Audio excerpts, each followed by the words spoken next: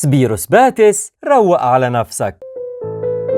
سبيروس باتس ده اتولد سنة 1885 في جزيرة سيفالونيا باليونان، واللي مشهورة بأجود مناحل العسل باليونان. أرسله أبوه لعمه نيكولاس باتس اللي هو كان عايش في مصر علشان يكمل تعليمه، لأن مصر في الوقت ده كانت سابقة اليونان في التعليم، وكانت اسكندرية هي المستقبل الأول لليونانيين، وده لوجود المدارس الكبرى فيها واعتبارها العاصمة الثقافية لمصر في حقبة الإسكندر الأكبر. وصل سبيرو مصر سنة 1900، يعني كان عنده حوالي 15 سنة في الوقت ده، وعاش مع عمه نيكولاس باتس واللي كان بيجهز لإطلاق علامته التجارية لمشروب صودا منعش بالليمون نزل الأسواق في عام 1909، واللي كان بيسوق منتجاته في الوقت ده البياعين، وكانوا بيمشوا في الشوارع وينادوا ويقولوا غزوزة، واللي اتحرفت بعد كده وبقت لكلمة كازوزة أو أزوزة، والمشروب انتشر بسرعة الصاروخ. وفي سنة 1920 يا صديقي قرر سبيرو وأخوه الاستقلال عن عمهم بأفكار توسعية بعد 11 سنة عمل في مصنع عمهم، واختار سبيرو شعار النحلة علامة تجارية إشارة لمناحل اليونان اللي كان جاي منها، وكان رمز لطعمها الحلو زي العسل، والمصريين افتكروها دبانة في الأول، ولحد دلوقتي لسه فاكرينها دبانة. وأنتجوا صودا الليمون والسيدر اللي هو التفاح الأحمر، الإزازة البني بتاعت زمان واللي كانت ثورة في عالم المشروبات، وعمل منافسة الأسد مع 56 شركة لإنتاج المياه الغازية في مصر، وكمان اتساوى بالمنتج العالمي كوكاكولا. ومش هقولك بقى عن هند رستم في باب الحديد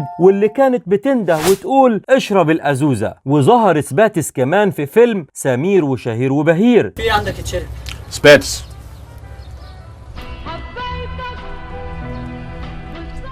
وظهر بشكل قوي في مسلسل زيزانيا.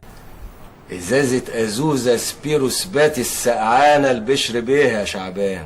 وكمان عبد الحليم وام كلثوم كانوا بيظهروا في استراحات حفلاتهم وهم بيشربوا سباتس. فسبيروس باتس جمعت بين حلاوة الطعم وسرعة الانتشار، جمعت بين النحلة والدبانة. وبعد ما مات الخواجة سبيرو تولى إدارة المصنع أبنائه الأربعة، ولاقت سباتس دعم من مجلس قيادة الثورة كمنتج وطني، وفضلت سبيروس باتس في الصدارة لحد السبعينيات. وتطبيقا لسياسة الانفتاح اللي قضت على أي فرصة للمنافسة مع الشركات الأجنبية زي كوكاكولا وبيبسي، بدأ طنين النحلة يقل لحد ما اختفى. بعدها اتباعت العلامة التجارية لعائلة طلعت وسمير عطوان، ومن هنا حصلت سبيروس باتس على ملكية مصرية خالصة، وفضلوا يحاولوا ويحاربوا لحد ما توفوا في عام 2015 واتقفل المصنع. بعدها قرر مينا ويوسف طلعت بفتح المصنع من جديد في عام 2019، وده كان قرار جريء منهم بصراحة بافتتاح مشروع بعد غلقه بعدة سنوات. وعملوا صفحة لسبيروس باتس لتسويق المنتج، ولقوا تفاعل فوق العادي واتفاجئوا منه بصراحة، وده لأن سبيرو مرتبطة بعقول الناس وأيام زمان الجميلة. وبالفعل فتحوا مصنع جديد بمدينة بدر وبخط إنتاج جديد وماكينات حديثة، ولكن حافظوا على النكهة المتوارثة، وكمان علامة